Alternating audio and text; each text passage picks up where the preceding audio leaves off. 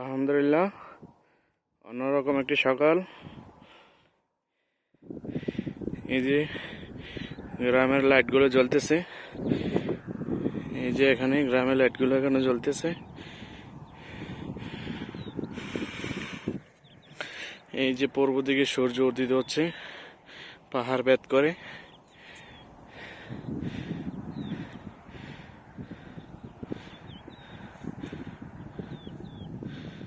আসলে বাসা থেকে বেশি দূর না, এই যে এখানে বাসা, এখান থেকে চলে আসছি। এখানে বেশি দিন থাকবো না, হয়তো 1 মাস ট্রেনিং করার জন্য আসছি এখানে।